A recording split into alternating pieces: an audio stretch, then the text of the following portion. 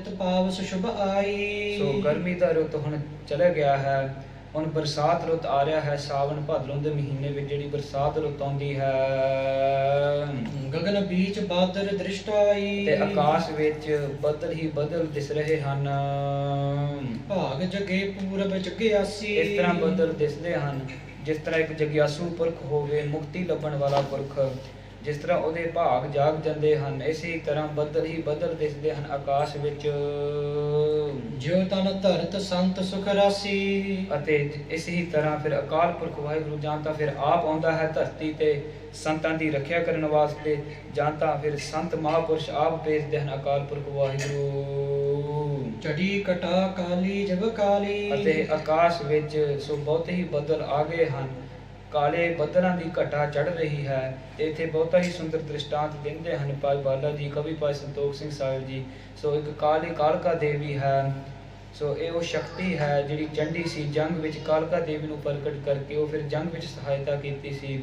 ਇਸ ਤਰ੍ਹਾਂ ਦ੍ਰਿਸ਼ਟਾਂਤ ਦਿੰਦੇ ਹਨ ਬਰਸਾਤ ਰੁੱਤ ਦੀ। ਪਰਨੋ ਬੱਜਰ ਬਜਾਵਤ ਤਾਲੀ। ਸੋ ਜਿਸ ਤਰ੍ਹਾਂ ਜੰਗ ਦੇ ਮੈਦਾਨ ਵਿੱਚ ਜਿਸ ਤਰ੍ਹਾਂ ਕਾਲਕਾ ਦੇਵੀ ਤਾੜੀਆਂ ਮਾਰਦੀ ਹੈ, ਇਸ ਤਰ੍ਹਾਂ ਬਹੁਤ ਸਾਰਾ ਸੋ ਖੜਕਾ ਹੁੰਦਾ ਹੈ ਆਕਾਸ਼ ਵਿੱਚ। ਸਾਸਨ ਪਾਕ ਸਰਾਸਨ ਜੋ। ਸੋ ਸਾਸਨ ਪਾਕ ਭਾਵ ਇੰਦਰ ਦਾ ਜਿਹੜਾ ਧਨੁਖ ਹੈ ਉਹ ਟੇਢਾ ਹੁੰਦਾ ਹੈ। ਬਾਂਕੀ ਪ੍ਰਕੋਟੀ ਲਖੀਅਤ ਸੋ। ਤੇ ਕਾਲਕਾ ਦੇਵੀ ਦੇ ਜਿਹੜੇ ਪਰਵੱਟੇ ਹਨ ਉਹ ਵੀ ਟੇਢੇ ਹਨ। ਇਸੇ ਹੀ ਤਰ੍ਹਾਂ ਜਿਹੜੀ ਬਿਜਲੀ ਚਮਕਦੀ ਹੈ ਉਹ ਵੀ ਟੇਢੀ ਆ ਰਹੀ ਹੈ। ਅਤ ਕਰਕਨ ਜਿਹ ਕੀ ਕਲਕਾਰੀ। ਸੋ ਜਿਸ ਤਰ੍ਹਾਂ ਜੰਗ ਦੇ ਮੈਦਾਨ ਵਿੱਚ ਕਾਲਕਾ ਦੇਵੀ ਕਲਕਾਰੀਆਂ ਮਾਰਦੀ ਹੈ, ਚੀਕਾਂ ਮਾਰਦੀ ਹੈ, ਇਸੇ ਹੀ ਤਰ੍ਹਾਂ ਆਕਾਸ਼ ਵਿੱਚ ਬਹੁਤ ਸਾਰਾ ਖੜਕਾ ਹੋ ਰਿਹਾ ਹੈ। ਡਰਤ ਅਸੁਰ ਸੇ ਮੇਚਕ ਬਿਆਰੀ। ਤੇ ਜਿਸ ਤਰ੍ਹਾਂ ਫਿਰ ਜੰਗ ਦੇ ਮੈਦਾਨ ਵਿੱਚ ਦੈਂਤ ਡਰਨ ਲੱਗੇ ਹਨ, ਇਸੇ ਹੀ ਤਰ੍ਹਾਂ ਬਰਸਾਤ ਰੁੱਤ ਵਿੱਚ ਜਦੋਂ ਇਸ ਤਰ੍ਹਾਂ ਹਨੇਰਾ ਆ ਜਾਂਦਾ, ਬੱਦਲ ਆ ਜਾਂਦੇ ਹਨ, ਕਾਲੇ ਸੱਪ ਡਰਨ ਲੱਗ ਜਾਂਦੇ ਹਨ। ਹੋਤ ਘੋਖ ਜਿਹ ਗਰਜ ਸੁਹਾਵਤ। ਜਿਸ ਤਰ੍ਹਾਂ ਜੰਗ ਦੇ ਮੈਦਾਨ ਵਿੱਚ ਗਰਜਨਾ, ਬਹੁਤ ਸਾਰੀ ਗਰਜਨਾ ਹੁੰਦੀ ਹੈ, ਇਸ ਤਰ੍ਹਾਂ ਆਕਾਸ਼ ਵਿੱਚ ਬੱਦਲਾਂ ਕਰਕੇ ਸੋ ਬਿਜਲੀ ਕਰਕੇ ਬਹੁਤ ਸਾਰੀ ਗਰਜਨਾ ਹੁੰਦੀ ਹੈ। ਅਮਰ ਮਯੂਰ ਹਰਖ ਉਪਜਾਵਤ। ਤੇ ਜਿਹੜੇ ਦੇਵੀ ਦੇਵਤੇ ਹਨ ਜੰਗ ਦੇ ਮੈਦਾਨ ਵਿੱਚ ਵੇਖ ਕਰਕੇ ਬੜੇ ਖੁਸ਼ ਹੁੰਦੇ ਹਨ। ਇਸੇ ਹੀ ਤਰ੍ਹਾਂ ਦੇਵੀ ਦੇਵਤੇ ਰੂਪ ਜਿਹੜੇ ਮੋਰ ਹਨ ਉਹ ਵੀ ਬੜੇ ਖੁਸ਼ ਹੁੰਦੇ ਹਨ ਵੇਖ ਕਰਕੇ। ਚੰਚਲ ਜੋ ਚੰਚਲਾ ਚਮਕਾਵਤ। ਤੇ ਜਿਹੜਾ ਹੁਣ ਜਿਹੜੀ ਬਿਜਲੀ ਹੈ ਚੰਚਲ ਰੂਪ ਹੋ ਕਰਕੇ ਬਹੁਤ ਚਮਕਦੀ ਹੈ। ਪਾਨ ਕਿਰਪਾਨ ਹੈ ਲਏ ਨ ਚਾਵਤ। ਕਿਸ ਤਰ੍ਹਾਂ ਚਮਕਦੀ ਹੈ, ਇਸ ਤਰ੍ਹਾਂ ਚਮਕਦੀ ਹੈ ਜਿਸ ਤਰ੍ਹਾਂ ਕਾਲਕਾ ਦੇਵੀ ਆਪਦੇ ਹੱਥ ਵਿੱਚ ਕਿਰਪਾਨ ਲੈ ਕਰਕੇ ਕਮਾਉਂਦੀ ਹੈ ਜੰਗ ਦੇ ਮੈਦਾਨ ਵਿੱਚ। ਦੰਤ ਪੰਕਤੀ ਸ਼ੋਭਤ ਬਲਾਕਾ। ਤੇ ਇਸ ਤਰ੍ਹਾਂ ਬਹੁਤ ਜਿਸ ਤਰ੍ਹਾਂ ਕਾਲਕਾ ਦੇਵੀ ਦੇ ਚਿੱਟੇ ਚਿੱਟੇ ਦੰਦ ਹੋਣ, ਇਸ ਤਰ੍ਹਾਂ ਜਿਹੜੇ ਬਗਲੇ ਹਨ ਉਹ ਉੜ ਕੇ ਸੋ ਚਿੱਟੀ ਭਗਤੀ ਲਾ ਦਿੱਤੀ ਹੈ ਆਕਾਸ਼ ਵਿੱਚ। ਸ਼ਾਮ ਸਰੂਪ ਬਰਨਿਓ ਅਸਤਾਂ ਕਾ। ਅਤੇ ਇਸੇ ਤਰ੍ਹਾਂ ਬਹੁਤ ਕਾਲਾ ਸਰੂਪ ਬਣਿਆ ਹੋਇਆ ਹੈ ਆਕਾਸ਼ ਵਿੱਚ। ਮਿਲ ਦਾਦਰ ਬਹੁ ਸ਼ਬਦ ਪੁਕਾਰਾ। ਤੇ ਜਿਹੜੇ ਡੱਡੂ ਹਨ ਇਸ ਸਮੇਂ ਬਹੁਤ ਸੋ ਪੁਕਾਰਾ ਮਾਰਦੇ ਨੇ, ਆਵਾਜ਼ਾਂ ਕੱਢਦੇ ਹਨ। ਮਨੋਹ ਪੜਤ ਬਾਲਕ ਚਟਸਾਰਾ। ਇਸ ਤਰ੍ਹਾਂ ਡੱਡੂ ਆਵਾਜ਼ਾਂ ਮਾਰਦੇ ਹਨ ਜਿਸ ਤਰ੍ਹਾਂ ਬਾਲਕ ਕੋਈ ਪਾਠਸ਼ਾਲਾ ਵਿੱਚ ਪੜ੍ਹਦੇ ਹੋਣ। ਜਰ ਤੇ ਜਰ ਗਿਓ ਜੂਹ ਜਵਾਸਾ। ਤੇ ਜਿਹੜੇ ਜਵਾਹ ਦਰਖਤ ਹੁੰਦਾ ਹੈ ਜਦੋਂ ਮੀਂਹ ਪੈਂਦਾ ਉਹ ਜੜੋਂ ਸੜ ਜਾਂਦਾ ਹੈ। ਜਿਉ ਹਰ ਭਜਨ ਹੋਤ ਅਗਨਾਸਾ। ਇਸ ਤਰ੍ਹਾਂ ਸੜਦਾ ਜਿਵੇਂ ਹਰੀ ਅਕਾਲ ਪੁਰਖ ਵਾਹਿਗੁਰੂ ਦਾ ਭਜਨ ਕਰਕੇ ਸਾਡੇ ਸਾਰੇ ਪਾਪ ਨਾਸ ਹੋ ਜਾਂਦੇ ਹਨ। ਮਿਲ ਸਰਤਾ ਸੋ ਜੇ ਲਗ ਨਾਲਾ। ਅਤੇ ਜਿਹੜੇ ਨਾਲੇ ਹਨ ਉਹ ਸੋ ਸਮੁੰਦਰਾਂ ਨਾਲ ਇੱਕੋ ਇੱਕ ਹੋ ਗਏ ਹਨ। ਸਿੰਧ ਸਰੂਪ ਭਏ ਤਿਹ ਕਾਲਾ। ਨਾਲੇ ਜੋ ਮਿਲ ਕਰਕੇ ਸਮੁੰਦਰ ਨਾਲ ਇੱਕੋ ਇੱਕ ਸਰੂਪ ਹੋ ਗਏ ਹਨ ਨਾਲੇ ਸਾਰੇ, ਨਾ ਵਰਖਾ ਹੋਣ ਕਰਕੇ। ਬ੍ਰਹਮ ਗਿਆਨ ਭੇਜੈ ਸਮਮੋਖੂ। ਤੇ ਉਹ ਕਿਸ ਤਰ੍ਹਾਂ ਹੁੰਦੇ ਹਨ ਜਿਸ ਤਰ੍ਹਾਂ ਇੱਕ ਜਿਗਿਆਸੂ ਪੁਰਖ ਹੋਵੇ, ਮੁਕਤੀ ਲੱਭਣ ਵਾਲਾ, ਜਿਸ ਤਰ੍ਹਾਂ ਉਹਨੂੰ ਬ੍ਰਹਮ ਗਿਆਨ ਹੋ ਜਾਵੇ।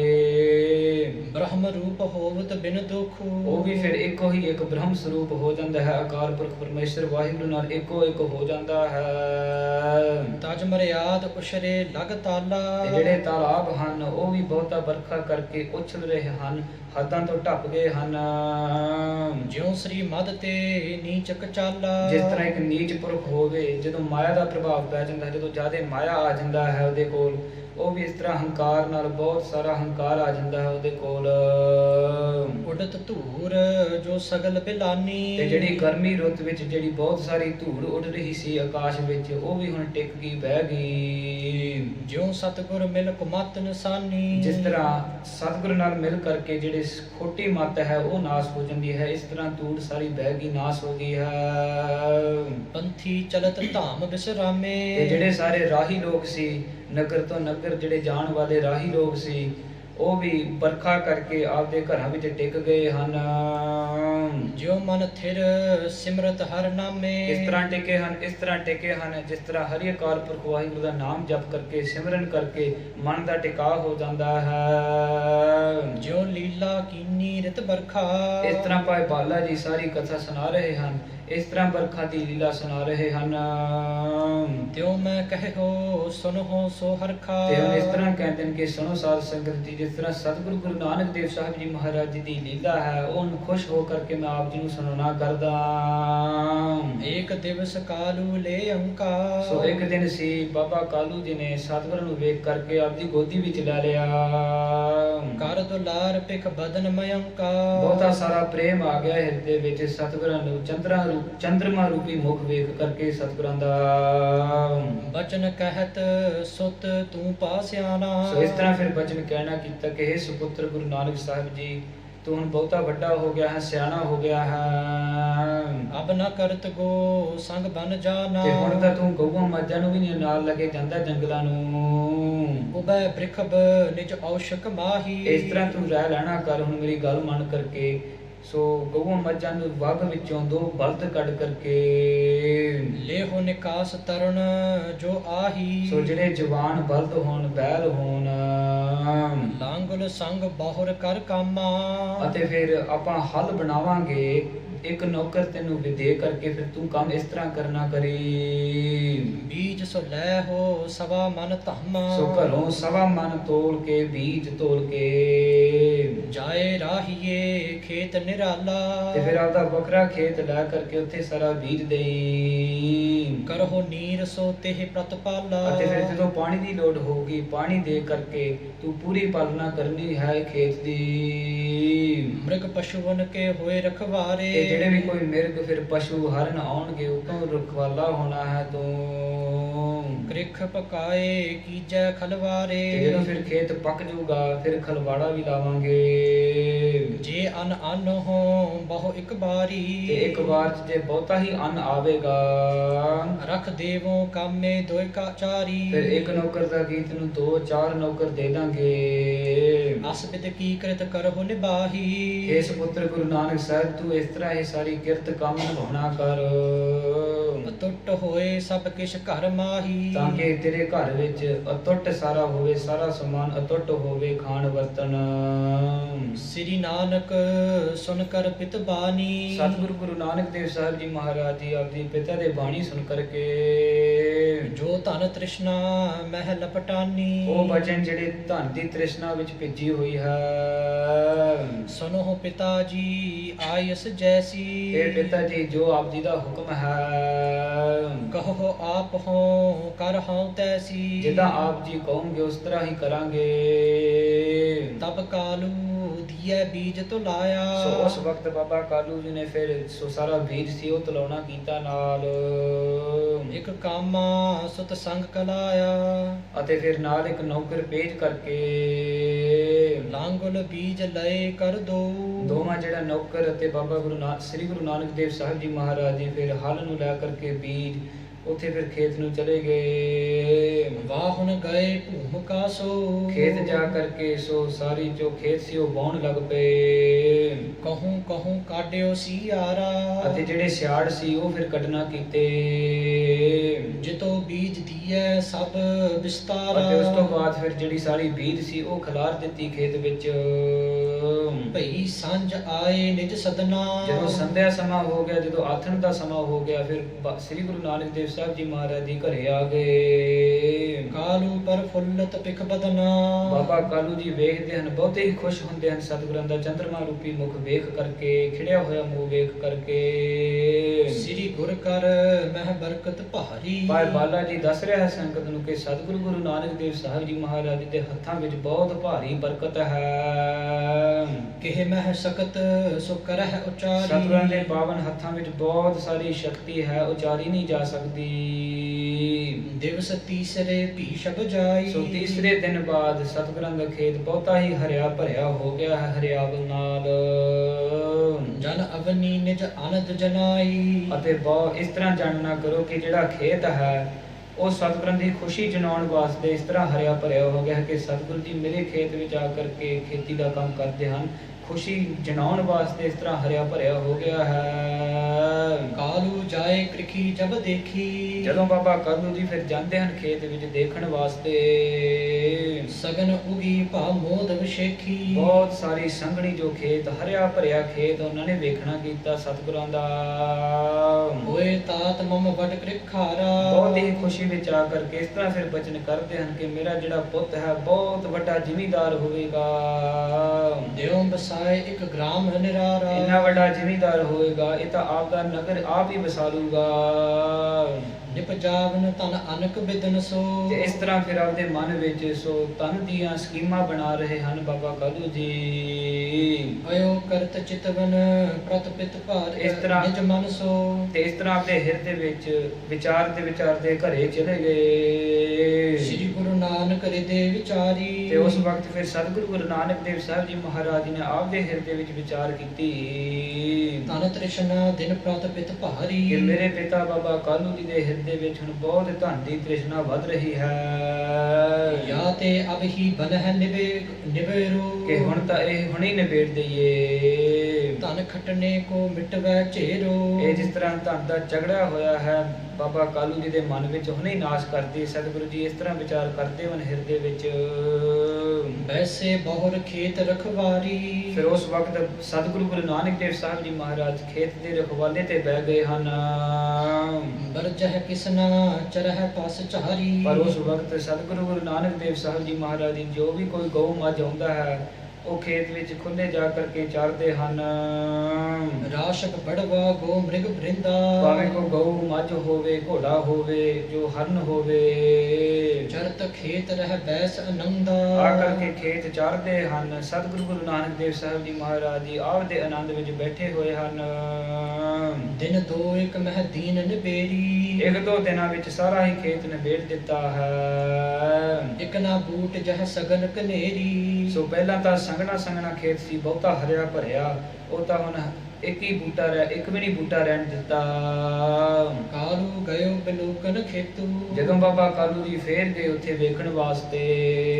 ਟਿਕ ਬੈਠੇ ਬੇਦੀ ਕੁਲ ਕੇਤੂ। ਉੱਥੇ ਆਪਦੇ ਆਨੰਦ ਵਿੱਚ ਬੈਠੇ ਬੇਦੀ ਕੁਲ ਦੇ ਨਿਸ਼ਾਨ ਸਤਿਗੁਰੂ ਗੁਰੂ ਨਾਨਕ ਦੇਵ ਸਾਹਿਬ ਜੀ। ਫਿਰੈ ਕਿਦਾਰ ਮੱਧ ਪਸ ਬ੍ਰਿੰਦਾ। ਜਦੋਂ ਸਾਰਾ ਖੇਤ ਵੇਖਣਾ ਕੀਤਾ ਉੱਥੇ ਬਹੁਤ ਹੀ ਸਾਰੇ ਗਊ ਮੱਝ ਪਸ਼ੂ ਆਪਦੇ ਆਨੰਦ ਵਿੱਚ ਫਿਰਦੇ ਖੇਤ ਵਿੱਚ। ਕਿਸੇ ਨਾ ਬਰਜੈ ਆਨਤ ਕੰਦਾ। ਅਤੇ ਇਧਰੋਂ ਸਤਿਗੁਰੂ ਗੁਰੂ ਨਾਨਕ ਦੇਵ ਸਾਹਿਬ ਜੀ ਮਹਾਰਾਜ ਆਨੰਦ ਦੇ ਬੱਦਲ ਬੈਠੇ ਹੋਏ ਸਜੇ ਹੋਏ ਹਨ। ਅਸਬਿਦ ਦੇਖ ਕ੍ਰੋਧ ਭਾ ਕਾਲੂ। ਜਦੋਂ ਬਾਬਾ ਕਾਲੂ ਜੀ ਨੇ ਇਸ ਤਰ੍ਹਾਂ ਵੇਖਣਾ ਕੀਤਾ ਬਹੁਤਾ ਹੀ ਕ੍ਰੋਧ ਬਹੁਤਾ ਹੀ ਗੁੱਸਾ ਚੜਿਆ ਮਨ ਵਿੱਚ। ਮੁਖ ਬੋਲਤ ਦੁਰ ਬਚਨ ਵਿਸਾਲੋ। ਅਤੇ ਉਸ ਵਕਤ ਬਹੁਤ ਹੀ ਜੋ ਮਾੜੇ ਬਚਨ ਆਪਦੇ ਮੁਖੋਂ ਬੋਲਣ ਲੱਗ ਪਏ ਸਤਿਗੁਰਾਂ ਪ੍ਰਤੀ। ਮੰਦ ਭਾਗ ਮੈਂ ਆਪਨ ਨਿਹਾਰਾ। ਮੇਰੇ ਬਹੁਤ ਹੀ ਮਾੜੇ ਭਾਗ ਹਨ। ਇਸ ਤਰ੍ਹਾਂ ਮੈਂ ਬਹੁਤ ਹੀ ਮਾੜੇ ਭਾਗ ਆਪਦੇ ਵੇਖਣਾ ਕੀਤੇ ਹਨ। ਤੂੰ ਸੁਤ ਜਨਮਿਓ ਸਦਨ ਉਜਾਰਾ। ਤੂੰ ਮੇਰੇ ਘਰ ਵਿੱਚ ਜਨਮ ਲੈਣਾ ਕੀਤਾ ਹੈ ਪਰ ਤੂੰ ਤਾਂ ਉਜਾੜੂ ਹੀ ਬਣ ਗਿਆ ਹੈ। ਘਰ ਬਲਾ ਲਗ ਮਹਿ ਤਵ ਚਾਲੀ। ਤੇ ਛੋਟੇ ਹੁੰਦਿਆਂ ਤੋਂ ਤੇਰੀ ਚਾਲ ਵੇਖਣਾ ਕੀਤੀ ਹੈ ਮੈਂ। ਵਸਤ ਖੋਏ ਕੀ ਆਲੇ ਖਾਲੀ। ਛੋਟੇ ਹੁੰਦੇ ਤੋਂ ਹੀ ਤੂੰ ਸਾਰੇ ਜਿਹੜੇ ਘਰ ਦੇ ਵਸਤੂ ਸੀ ਬਾਹਰ ਲੈ ਕਰਕੇ ਤੂੰ ਗਵਾ ਹੁੰਦਾ ਸੀ, ਖਾਲੀ ਕਰ ਦਿੰਦਾ ਸੀ ਘਰ ਤੋਂ। ਉਚਿਤ ਕਮਾਵਨ ਅਬ ਵੀ ਬੈਸਾ। ਅਤੇ ਕੋਈ ਕੰਮ ਕਾਰ ਤੂੰ ਨਹੀਂ ਕਮਾਉਂਦਾ, ਕੋਈ ਤਨ ਨਹੀਂ ਕਮਾਉਂਦਾ ਤੂੰ। ਕਰਨ ਕੋ ਕਾਜ ਲੱਗੇ ਪੁਨ ਐਸਾ। ਇਹ ਤਾਂ ਹੁਣ ਉਮਰ ਕੰਮ ਕਾਰਜ ਕਰਨ ਵਾਸਤੇ ਹੈ, ਤੈਨੂੰ ਕੰਮ ਕਾਰਜ ਵਿੱਚ ਲਾ ਦਿੱਤਾ, ਤੂੰ ਕੋਈ ਕਮਾਇਆ ਨਹੀਂ ਧਨ ਤੂੰ। ਮੁਝ ਪਛਾਤ ਖਾਹਿ ਕ੍ਰਿਤ ਕਰ ਕੋ। ਮੇਰੇ ਜਾਣ ਤੋਂ ਬਾਅਦ ਤੂੰ ਕੀ ਆਪਦਾ ਘਰ ਦਾ ਗੁਜ਼ਾਰਾ ਕਰ ਲੂੰਗਾ। ਰਲੇ ਫਕੀਰਨ ਸੋ ਤਜ ਘਰ ਕੋ। ਮੈਨੂੰ ਤਾਂ ਇਸ ਤਰ੍ਹਾਂ ਲੱਗਦਾ ਹੈ ਤੂੰ ਘਰ-ਬਾਰ ਛੱਡ ਕਰਕੇ ਫਕੀਰਾਂ ਨਾਲ ਰਲ ਜਾਣਾ ਤੂੰ। ਹੇਰ ਹੇਰ ਕਹਿ ਵਾਕ ਕਠੋਰਾ। ਇਸ ਤਰ੍ਹਾਂ ਬਾਬਾ ਕਾਲੂ ਜੀ ਵੇਖ ਕੇ ਬਹੁਤ ਹੀ ਮਾੜੇ ਬਚਨ ਕਹਿੰਦੇ ਹਨ ਸਤਿਗੁਰੂ ਪ੍ਰਤੀ। ਲੱਖ ਕੋ ਚਾਲ ਕੋ ਰੋਸ ਨ ਥੋਰਾ। ਅਤੇ ਵੇਖ ਕੇ ਬਹੁਤਾ ਹੀ ਗੁੱਸਾ ਵੱਧ ਰਿਹਾ ਹੈ, ਕ੍ਰੋਧ ਵੱਧ ਰਿਹਾ ਹੈ ਬਾਬਾ ਕਾਲੂ ਜੀ ਦੇ ਹਿਰਦੇ ਵਿੱਚ। ਤੁਝ ਜਨਮੇ ਤੇ ਕੋ ਗੁਣ ਮੋਹੀ। ਤੇਰੇ ਜਨਮ ਹੋਣ ਤੋਂ ਤੂੰ ਮੈਨੂੰ ਕੋਈ ਪਰ ਉਪਕਾਰ ਨਹੀਂ ਹੋਇਆ, ਕੋਈ ਗੁਣ ਨਹੀਂ ਹੋਇਆ। ਯਾ ਤੇ ਭਲੋ ਰਹਿਤ ਮੈਂ ਯੋਹੀ। ਇੱਥੇ ਤੱਕ ਬਾਬਾ ਕਾਲੂ ਜੀ ਕਹਿ ਦਿੰਦੇ ਹਨ ਕਿ ਤੂੰ ਤਾਂ ਨਾ ਹੀ ਜਨਮ ਲੈਂਦਾ, ਤੂੰ ਤਾਂ ਮੈਂ ਤਾਂ ਬੇਸਪੁੱਤਰਾ ਹੀ ਰਹਿ ਜਾਂਦਾ, ਉਹ ਚੰਗਾ ਰਹਿੰਦਾ। ਇੱਕ ਸਪੂਤ ਬਹੁ ਦਰਬ ਕਮਾਵਹਿ। ਇੱਕ ਇੱਕ ਸਪੁੱਤਰ ਹੁੰਦਾ ਹੈ ਘਰਾਂ ਵਿੱਚ ਤੇ ਉਹ ਤਾਂ ਧਨ ਕਮਾ ਕਰਕੇ ਆਪਦਾ ਗੁਜ਼ਾਰਾ ਕਰਦੇ ਹਨ। ਤੂੰ ਅਸ ਭਾ ਜੋ ਬਾਦ ਗਵਾਵਹਿ। ਪਰ ਤੂੰ ਤਾਂ ਪੂਰਾ ਹੀ ਵਿਅਰਥ ਕਰ ਦਿੱਤਾ ਹੈ, ਕੋਈ ਧਨ ਨਹੀਂ ਕਮਾਇਆ ਹੈ। ਜਾਏ ਨਗਰ ਨਗਰ ਪੁਨ ਦਿਜਬਰ ਸਦਨਾ। ਉਸ ਵਕਤ ਬਹੁਤ ਹੀ ਗੁੱਸਾ ਵਿੱਚ ਆ ਕਰਕੇ ਬਾਬਾ ਕਾਲੂ ਜੀ ਫਿਰ ਪੰਡਿਤ ਹਰਦਿਆਲ ਦੇ ਘਰੇ ਜਾ ਕਰਕੇ ਪਹੁੰਚੇ। ਗੋਪਾਲੰਬ ਕੇ ਗਹਿ ਬਚ ਬਦਨਾ। ਪੰਡਿਤ ਹਰਦਿਆਲ ਜੀ ਦੇ ਘਰੇ ਜਾ ਕਰਕੇ ਬਹੁਤ ਉਲਾਂਭੇ ਦੇਣ ਲੱਗੇ ਪੰਡਿਤ ਹਰਦਿਆਲ ਨੂੰ। ਵੇਦ ਪੁਰਾਨ ਸਭੇ ਤੁਮ ਝੂਠੇ। ਇਹ ਪੰਡਿਤ ਹਰਦਿਆਲ ਤੇਰੇ ਜਿਹੜੇ ਵੇਦ ਪੁਰਾਣ ਸਾਰੇ ਸੀ ਉਹ ਸਾਰੇ ਝੂਠੇ ਨਿਕਲੇ। ਸੂਦੇ ਕਹੋ ਹੋਤ ਹੈ ਪੂਠੇ। ਜਿਹੜੇ ਜਿਹੜੇ ਸਿੱਧੇ ਬਚਨ ਤੂੰ ਕਰਦਾ ਸੀ ਉਹ ਤਾਂ ਸਾਰੇ ਪੁੱਠੇ ਹੀ ਹੋ ਗਏ। ਕਿਦੋ ਨਾ ਤੁਮ ਤੇ ਜਾਤ ਵਿਚਾਰੇ। ਤੂੰ ਇਸ ਤਰ੍ਹਾਂ ਵਿਚਾਰ ਕਰਦਾ ਸੀ ਉਹਦੀ ਜੋਤਿਸ਼ ਮਤ। ਕਿਦੋ ਹਰਖ ਕਿਤ ਪਾ ਜਾਉ ਚਾਰੇ। ਮੈਨੂੰ ਤਾਂ ਇਸ ਤਰ੍ਹਾਂ ਲੱਗਦਾ ਹੈ ਤੂੰ ਇਹ ਵਾਲੇ ਜਿਹੜੇ ਬਚਨ ਕਰਦਾ ਸੀ ਮੈਨੂੰ ਖੁਸ਼ ਕਰਨ ਵਾਸਤੇ ਹੀ ਕਰਦਾ ਸੀ। ਤੂੰ ਖੁਸ਼ ਕਰਨ ਵਾਸਤੇ ਮੈਨੂੰ ਝੂਠ ਬੋਲ ਰਿਹਾ ਸੀ ਪੰਡਿਤ ਹਰਦਿਆਲ। ਭਲੀ ਛਤਰ ਕੀ ਦੀਨ ਵਡਾਈ। ਤੂੰ ਤਾਂ ਪਹਿਲਾਂ ਇਸ ਤਰ੍ਹਾਂ ਦੀਆਂ ਵਡਿਆਈਆਂ ਕਰਦਾ ਸੀ ਕਿ ਤੇਰੇ ਸੁਪੁੱਤਰ ਤੇ ਛਤਰ ਚੱਲਣਗੇ। ਪੂਰਬ ਐਸਰੈ ਜਾਸ ਘਟਾਈ। ਜਿਹੜੀ ਪਹਿਲੀ ਮੇਰੀ ਸ਼ਰਧਾ ਸੀ ਉਹ ਬਹੁਤ ਸਾਰੀ ਘਟ ਗਈ ਹੈ ਹੁਣ। ਅਬ ਬੀਜਿਓ ਸਭ ਖੇਤ ਨੇ ਪੂਤਾ। ਮੈਂ ਇਹਨੂੰ ਭੇਜਿਆ ਸੀ ਖੇਤ ਬੀਜਣ ਵਾਸਤੇ ਤੇ ਤਾਂ ਨਿਪਾਤੂ ਸੋ ਬਿਨਾ ਪੱਤੇ ਤੋਂ ਹੀ ਰਹਿ ਗਿਆ, ਖੇਤ ਪੂਰਾ ਉਜਾੜ ਹੀ ਦਿੱਤਾ। ਬਸ ਚਰਵਾਏ ਨਾ ਕੀਨੀ ਤਰੁਤਾ। ਪਸ਼ੂ ਆ ਕਰਕੇ ਸਾਰਾ ਚਾਰ ਗਏ, ਕੋਈ ਰਖਵਾਲੀ ਕੀਤੀ ਨਹੀਂ ਬਾਬਾ ਪੰਡਿਤ ਹਰਦਿਆਲ। ਜਬ ਕੋ ਜਨਮਿਓ ਇਨ ਸੁਧ ਲੀਨੀ। ਜਦ ਤੋਂ ਇਹਨੇ ਜਨਮ ਲਿਆ ਇਹਦੀ ਹੋਸ਼ ਸੰਭਾਲੀ ਹੋਈ ਸੀ। ਧਨ ਖਟਨ ਕੀ ਕ੍ਰਿਤ ਨਾ ਕੀਨੀ। ਪਰ ਫੇਰ ਵੀ ਨਹੀਂ ਕੋਈ ਧਨ ਕਮਾ ਸਕਿਆ ਇਸ ਪੁੱਤਰ ਗੁਰੂ ਨਾਨਕ ਸਾਹਿਬ ਜੀ। ਹੋਇਓ ਸੰਚਿਓ ਪੂਰਬ ਮੋਰੇ। ਸੰਗਤ ਤੇ ਇਹ ਜਿਹੜਾ ਸਾਰਾ ਧਨ ਇਕੱਠਾ ਕੀਤਾ ਹੋਇਆ ਸੀ ਮੈਂ ਉਹ ਵੀ ਸਾਰਾ ਗਵਾ ਦਿੱਤਾ ਹੈ। ਯਾ ਤੇ ਬੇਫਲ ਭਇਓ ਬਚ ਤੇਰੋ। ਪੂਰਾ ਹੀ ਵਿਅਰਥ ਕਰ ਦਿੱਤਾ ਹੈ ਇਹਨੇ। ਬੋਲਿਓ ਬਚਨ ਵਿਪਰ ਪਰ ਬੀਨਾ। ਤੇ ਫਿਰ ਉਸ ਵਕਤ ਪੰਡਿਤ ਹਰਦਿਆਲ ਸਿਆਣਾ ਸੀ, ਉਹ ਬਚਨ ਕਹਿਣ ਲੱਗਿਆ। ਜਿਹ ਮਨ ਸ੍ਰੀ ਨਾਨਕ ਜਸ ਲੀਨਾ। ਜਿਹਦਾ ਮਨ ਸਤਿਗੁਰੂ ਸ੍ਰੀ ਗੁਰੂ ਨਾਨਕ ਦੇਵ ਸਾਹਿਬ ਜੀ ਮਹਾਰਾਜ ਦੇ ਜਸ ਵਿੱਚ ਭਿੱਜਿਆ ਹੋਇਆ ਸੀ। ਸੁਨ ਕਾਲੂ ਤੂੰ ਮੂਲੋ ਭੂਲਾ। ਸੁਣ ਬਾਬਾ ਕਾਲੂ ਜੀ ਤੂੰ ਮੁੱਢ ਤੋਂ ਹੀ ਕੁੱਥਾ ਹੈ। ਸੁਤ ਸੁਸ਼ੀਲ ਤੇ ਨਿਜ ਪ੍ਰਤਕੂਲਾ। ਜਿਹੜਾ ਤੇਰਾ ਸੁਪੁੱਤਰ ਗੁਰੂ ਨਾਨਕ ਦੇਵ ਸਾਹਿਬ ਜੀ ਹੈ ਇਹ ਬਹੁਤ ਹੀ ਸ਼ੀਲ ਸੁਭਾਅ ਵਾਲਾ ਹੈ, ਕਲਾਵਾਨ ਸ਼ਕਤੀ ਵਾਲਾ ਹੈ। ਬਾਰ ਬਾਰ ਮੈਂ ਤੁਝ ਸਮਝਾਇਓ। ਇਹ ਬਾਬਾ ਕਾਲੂ ਜੀ ਮੈਂ ਬਾਰ-ਬਾਰ ਤੈਨੂੰ ਸਮਝਾਉਣਾ ਚਾਹੁੰਦਾ ਹਾਂ, ਤੂੰ ਨਹੀਂ ਸਮਝਦਾ। ਜਗਤ ਉਦਾਹਰਣ ਹਿਤ ਇਹ ਆਇਓ। ਜਿਹੜਾ ਤੇਰਾ ਸੁਪੁੱਤਰ ਗੁਰੂ ਨਾਨਕ ਦੇਵ ਸਾਹਿਬ ਜੀ ਮਹਾਰਾਜ ਜੀ ਹਨ ਇਹ ਜਗਤ ਦੀ ਉਦਾਹਰਣ ਕਰਨ ਵਾਸਤੇ ਆਏ ਹਨ। ਭਗਵਤ ਗੀਤਾ ਸਾਰ ਵਿਚਾਰਾ। ਤੂੰ ਉਹ ਯਾਦ ਕਰ ਜਿਹੜੇ ਭਗਵਤ ਗੀਤਾ ਸੀ ਸਪਤ ਸ਼ਲੋਕੀ ਉਹ ਸਾਰਾ ਨਿਰਣਾ ਕਰਕੇ ਅਰਥ ਸਮੇਤ ਸਾਰਾ ਪੜ੍ਹਾ ਦਿੱਤਾ ਸੀ ਤੈਨੂੰ। ਕਰੈ ਪੜੇ ਬਿਨ ਸ਼ਬਦ ਉਚਾਰਾ। ਜਦੋਂ ਤੂੰ ਪਾਠਸ਼ਾਲਾ ਵਿੱਚ ਲੈ ਕੇ ਗਿਆ ਸੀ ਬਿਨਾਂ ਪੜੇ ਤੋਂ ਸਾਰੇ ਸ਼ਬਦ ਉਚਾਰਨ ਕਰ ਦਿੱਤੇ ਸੀ ਤੇਰੇ ਸੁਪੁੱਤਰ ਨੇ। ਜਿਨ ਮੋਕੋ ਸ਼ੁਭ ਦੀਨੋ ਗਿਆਨਾ। ਸੋ ਜਿਸ ਤਰ੍ਹਾਂ ਆਪਾਂ ਸਰਵਣ ਕੀਤਾ ਹੈ ਸੋ ਜਿਹੜਾ ਗੋਪਾਲ ਪੰਤੇ ਨੂੰ ਵੀ ਉਪਦੇਸ਼ ਦਿੱਤਾ, ਮੌਲਵੀ ਨੂੰ ਵੀ ਉਪਦੇਸ਼ ਦਿੱਤਾ ਅਤੇ ਸੋ ਜਨਿਊ ਦੇਣ ਵਕਤ ਉਹਨੇ ਸਾਨੂੰ ਵੀ ਉਹ ਗਿਆਨ ਰੂਪੀ ਉਪਦੇਸ਼ ਦੇਣਾ ਕੀਤਾ ਹੈ। ਤੇਰਾ ਸੁਪੁੱਤਰ ਅਕਾਲ ਪੁਰਖ ਵਾਹਿਗੁਰੂ ਸਰੂਪ ਹੀ ਹੈ। ਜਿਹ ਬਚ ਸੁਨ ਮਮ ਮਨ ਠਹਿਰਾਨਾ। ਜਿਨ੍ਹਾਂ ਦੇ ਬਚਨ ਸੁਣ ਕਰਕੇ ਮੇਰੇ ਮਨ ਵਿੱਚ ਟਿਕਾ ਆ ਗਿਆ ਹੈ। ਲੋਕ ਉਦਾਹਰਣ ਕਰਹਿ ਅਨੇਕੂ। ਇਹ ਜਗਤ ਵਿੱਚ ਲੋਕ ਦੀ ਉਦਾਹਰਣ ਕਰਨ ਵਾਸਤੇ ਆਇਆ ਹੈ, ਲੋਕਾਂ ਦਾ ਪਾਰ ਉਤਾਰਾ ਕਰਨ ਵਾਸਤੇ ਆਇਆ ਹੈ। ਜਪਹਿ ਜਾਪ ਜੋ ਪਾਏ ਬਿਬੇਕ। ਤੇ ਜੋ ਇਹਦਾ ਉਪਦੇਸ਼ ਹੈ ਪ੍ਰੇਮਾ ਭਗਤੀ ਦਾ, ਜੋ ਇਹਦਾ ਨਾਮ ਵੀ ਜਪ ਲੂਗੇ ਉਹ ਵਿਵੇਕ ਬੁੱਧ ਵਾਲੇ ਹੋਣਗੇ। ਬਿਬ ਏਕ ਸੋ ਦੋ ਤੋਂ ਇੱਕ, ਇੱਕੋ ਇੱਕ ਅਕਾਲ ਪੁਰਖ ਵਾਹਿਗੁਰੂ ਵਿੱਚ ਜੁੜ ਜਾਣਗੇ। ਮੁਝ ਕੋ ਦੀਸਤ ਬਿਸ਼ਨ ਸਮਾਨਾ। ਤੈਨੂੰ ਤਾਂ ਸੋ ਮੈਨੂੰ ਤਾਂ ਇਹ ਜਗਤ ਦੇ ਈਸ਼ਵਰ ਹੀ ਦਿਸਦੇ ਹਨ, ਪਰਮੇਸ਼ਰ ਰੂਪ। ਕਲਾਵਾਨ ਸਭ ਸ਼ੁਭ ਗੁਣ ਖਾਨਾ। ਮੈਨੂੰ ਤਾਂ ਸ਼ਕਤੀਵਾਨ ਹੀ ਦਿਸਦੇ ਹਨ, ਗੁਣਾਂ ਦੇ ਖਜ਼ਾਨੇ ਅਕਾਲ ਪੁਰਖ ਵਾਹਿਗੁਰੂ ਸਰੂਪ। ਵਿਪਰ ਬਚਨ ਸੁਨ ਕਰ ਤਬ ਕਾਲੂ। ਸੋ ਪੰਡਿਤ ਹਰਦਿਆਲ ਜੀ ਦੇ ਬਚਨ ਸੁਣ ਕਰਕੇ ਫਿਰ ਬਾਬਾ ਕਾਲੂ ਜੀ ਬਚਨ ਕਰਨ ਲੱਗੇ। ਸਦਨਹਿ ਆਇਓ ਰੋਸ ਵਿਸਾਲੂ। ਬਹੁਤ ਗੁੱਸੇ ਵਿੱਚ ਵਾਹਿਗੁਰੂ ਬਾਬਾ ਕਾਲੂ ਜੀ ਫਿਰ ਘਰੇ ਚਲੇ ਗਏ। ਤਿਹ ਪਾਛੇ ਸ੍ਰੀ ਗੁਰ ਜਗਤੇਸਾ। ਤੇ ਇਹਦੋਂ ਪਿੱਛੇ ਫਿਰ ਸਤਿਗੁਰੂ ਗੁਰੂ ਨਾਨਕ ਦੇਵ ਸਾਹਿਬ ਜੀ ਮਹਾਰਾਜ ਜੀ ਰਹਿਤ ਉਦਾਸ ਦੁਰਾਏ ਬੇਸਾ। ਸੋ ਆਪ ਦਾ ਜਿਹੜੀ ਸ਼ਕਤੀ ਸੀ ਉਹ ਛੁਪਾ ਲਈ ਸਤਿਗੁਰਾਂ ਨੇ। ਇਸ ਤਰ੍ਹਾਂ ਉਦਾਸ ਜਿਹਾ ਧਾਰਨ ਕਰ ਲਿਆ ਸੁਭਾਅ। ਕੋ ਕਲਾਵਾਨ ਕਰ ਕਹੀ। ਤੇ ਕਈ ਰਾਏ ਕੋਈ ਦੀ ਤਲਵੰਡੀ ਦੇ ਲੋਕ ਉਹ ਸਤਿਗੁਰਾਂ ਨੂੰ ਕਲਾਵਾਨ ਕਹਿੰਦੇ ਹਨ, ਸ਼ਕਤੀ ਵਾਲੇ। ਜੋ ਸਤ ਸੰਗੀ ਮਾਨਵ ਅਹਈ। ਜਿਨ੍ਹਾਂ ਨੇ ਸਤਿਗੁਰਾਂ ਦੇ ਨਾਲ ਸਤਿਗੁਰਾਂ ਦੇ ਚਰਨਾਂ ਵਿੱਚ ਰਹਿ ਕਰਕੇ ਸਤਸੰਗੀ ਜਿਹੜੇ ਲੋਕ ਸੀ। ਨਰਮਤ ਮੰਦਨ ਲਖ ਸੁਖ ਕੰਦਾ। ਜਿਹੜੇ ਮੰਦੀ ਮਤ ਵਾਲੇ ਲੋਕ ਹਨ ਉਹ ਨਹੀਂ ਜਾਣ ਸਕੇ ਕਿ ਸਤਿਗੁਰੂ ਗੁਰੂ ਨਾਨਕ ਦੇਵ ਸਾਹਿਬ ਜੀ ਮਹਾਰਾਜ ਜੀ ਸੁੱਖਾਂ ਦੇ ਬਦਲ ਹਨ। ਨਹਿ ਜਾਣਹਿ ਇਹ ਰੂਪ ਮੁਕੰਦਾ। ਉਹ ਨਹੀਂ ਜਾਣ ਸਕੇ ਕਿ ਸਤਿਗੁਰੂ ਸ੍ਰੀ ਗੁਰੂ ਨਾਨਕ ਦੇਵ ਸਾਹਿਬ ਜੀ ਮਹਾਰਾਜ ਜੀ ਮੁਕਤੀ ਦੇਣ ਵਾਲੇ ਹਨ। ਬਹਿਰ ਨਗਰ ਤੇ ਬਿਟ ਬਜ ਦੂਰਾ। ਸਤਿਗੁਰੂ ਗੁਰੂ ਨਾਨਕ ਦੇਵ ਸਾਹਿਬ ਜੀ ਮਹਾਰਾਜ ਜੀ ਜੋ ਨਗਰੀ ਦੇ ਬਾਹਰ ਜਾ ਕਰਕੇ ਫਿਰ ਬਿਰਥ ਦੇ ਥੱਲੇ ਬੈਠਿਆ ਕਰਦੇ ਹਨ। ਬਾਸੁਰ ਬੈਸਹਿ ਤਹਿ ਜਗ ਮੂਰਾ। ਜਗਤ ਦੇ ਮੂਲ ਜਗਤ ਦੇ ਆਦਿ ਸਤਿਗੁਰੂ ਗੁਰੂ ਨਾਨਕ ਦੇਵ ਸਾਹਿਬ ਜੀ ਮਹਾਰਾਜ ਜੀ ਇਸ ਤਰ੍ਹਾਂ ਬਿਰਥ ਦੇ ਥੱਲੇ ਸੁੰਦਰ ਬਿਰਥ ਦੇ ਥੱਲੇ ਬੈਠਿਆ ਕਰਦੇ ਹਨ। ਕਾਲ ਬਿਤਾਵਹਿ ਰਹਿਤ ਇਕਾਕੀ। ਤੇ ਇਸੇ ਤਰ੍ਹਾਂ ਸਾਰਾ ਸਮਾਂ ਇਕਾਂਤ ਵਿੱਚ ਬੈਠ ਕਰਕੇ ਇਸ ਤਰ੍ਹਾਂ ਬਤੀਤ ਹੁੰਦਾ ਹੈ ਸਤਿਗੁਰਾਂ ਦਾ। ਬੋਲਣ ਮਿਲੇ ਨ ਲੈ ਸੁਧ ਕਾਕੀ। ਤੇ ਕਿਸੇ ਨਾਲ ਬੋਲਣਾ ਮਿਲਣਾ ਕੋਈ ਖਬਰ ਨਹੀਂ ਲੈਂਦੇ ਸਤਿਗੁਰੂ ਜੀ। ਆਪਦੇ ਇਕਾਂਤ ਵਿੱਚ ਸਜੇ ਰਹਿੰਦੇ ਹਨ। ਏਕ ਦਿਵਸ ਪਾਦਪ ਜਲ ਸੁੰਦਰ। ਸੋ ਇੱਕ ਦਿਨ ਸੁੰਦਰ ਬਿਰਥ ਦੇ ਥੱਲੇ ਬੈਠੇ ਹੋਏ ਸਜੇ ਹੋਏ ਹਨ ਗੁਰੂ ਨਾਨਕ ਦੇਵ ਸਾਹਿਬ ਜੀ। ਸਗਨ ਛਾਉ ਬੈਠੇ ਗੁਣ ਮੰਦਰ। ਬਹੁਤ ਹੀ ਸੰਘਣੀ ਛਾਂ ਉਹ ਬਿਰਥ ਦੇ ਰਿਹਾ ਹੈ ਗੁਣਾਂ ਦੇ ਮੰਦਰ ਨੂੰ, ਗੁਣਾਂ ਦੇ ਖਾਨ ਨੂੰ। ਜਬ ਦਿਨ ਕੇ ਜੁਗ ਜਾਮ ਬਿਤਾਏ। ਅਤੇ ਜਦੋਂ ਦੋ ਪੈਰ ਬਤੀਤ ਹੋ ਗਏ ਸੀ ਦਿਨ ਦੇ। ਦੁਖ ਮੋਚਨ ਲੋਚਨ ਅਲਸਾਏ। ਸਤਿਗੁਰਾਂ ਦੇ ਪਾਵਨ ਨੇਤਰਾਂ ਨੂੰ ਥੋੜਾ ਜਿਹਾ ਆਲਸ ਆ ਗਿਆ ਸੀ। ਸੁੰਦਰ ਬਸਤਰ ਵਿਛਾਏ ਵਿਛਾਉਣਾ। ਸਤਿਗੁਰਾਂ ਨੇ ਫਿਰ ਸੁੰਦਰ ਬਸਤਰ ਥੱਲੇ ਵਿਛਾਉਣਾ ਕੀਤਾ। ਪੌਡੇ ਪੁਨ ਅਨੁਕੰਪ ਭਾਉਣਾ। ਤੇ ਕਿਰਪਾ ਦੇ ਖਜ਼ਾਨੇ ਸਤਿਗੁਰੂ ਗੁਰੂ ਨਾਨਕ ਦੇਵ ਸਾਹਿਬ ਜੀ ਮਹਾਰਾਜ ਜੀ ਫਿਰ ਉਸ ਵਕਤ ਵਿਰਾਜ ਗਏ। ਦੋਏ ਮਹੂਰਤ ਜਬਹਿ ਬਿਤਾਵਾ। ਜਦੋਂ 2-4 ਘੜੀਆਂ ਬਤੀਤ ਹੋ ਗਈਆਂ। ਚੱਲ ਬੁਲਾਰ ਤਿਹ ਮਾਰਗ ਆਵਾ। ਤੇ ਉਸ ਹੀ ਰਸਤੇ ਤੇ ਉਸ ਹੀ ਮਾਰਗ ਤੇ ਜਿਹੜਾ ਰਾਏ ਬੁਲਾਰ ਰਾਜਾ ਸੀ ਉਹ ਆ ਰਿਹਾ ਸੀ।